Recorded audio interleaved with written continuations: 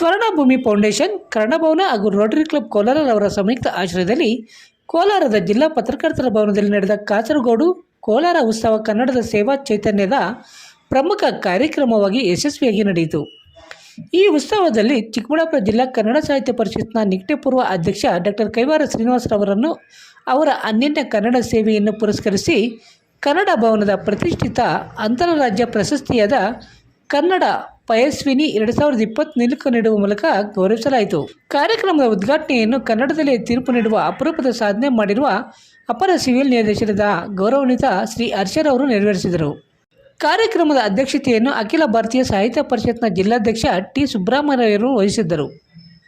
ಕಾಸರಗೋಡು ಕನ್ನಡ ಭವನ ಮತ್ತು ಗ್ರಂಥಾಲಯ ಸಂಸ್ಥೆಯ ಸಂಸ್ಥಾಪಕ ವಾಮನ್ ರಾವ್ ಬೇಕಲ್ ಹಾಗೂ ಸಂಧ್ಯಾರಾಣಿ ಟೀಚರ್, ಸ್ವರ್ಣಭೂಮಿ ಫೌಂಡೇಶನ್ನ ಅಧ್ಯಕ್ಷ ಬಿ ಶಿವಕುಮಾರ್, ಜಿಲ್ಲಾ ಪತ್ರಕರ್ತರ ಸಂಘದ ಅಧ್ಯಕ್ಷ ಗಣೇಶ್, ವಕೀಲರ ಸಂಘದ ಜಿಲ್ಲಾಧ್ಯಕ್ಷ ಮುನೇಗೌಡ ಮತ್ತು ರೋಟರಿ ಕ್ಲಬ್ ಕೋಲಾರ ಅಧ್ಯಕ್ಷ ನಾಗಾನಂದ್ ಕೆಂಪರಾಜ್ ರವರ ಕಾರ್ಯಕ್ರಮದಲ್ಲಿ ಉಪಸ್ಥಿತರಿದ್ದರು.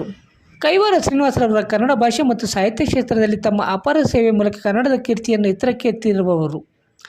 ಕೈವಾರ ಸಿರಿ ಚಿಂತಾಮಣಿ, ಗುಡಿಬಂಡೆ ಸಿರಿ, ಚಿಕ್ಕಬಳ್ಳಾಪುರ ಸಿರಿ ಮುಂತಾದ ಮಹತ್ವದ ಕೃತಿಗಳನ್ನು ಸಂಪಾದನೆ ಮಾಡುವ ಮೂಲಕ ಅವರು ಕನ್ನಡದ ಸಾಹಿತ್ಯ ಶ್ರೀಮಂತಿಕೆಗೆ ಪ್ರಮುಖ ಕೊಡುಗೆ ನೀಡಿದ್ದಾರೆ.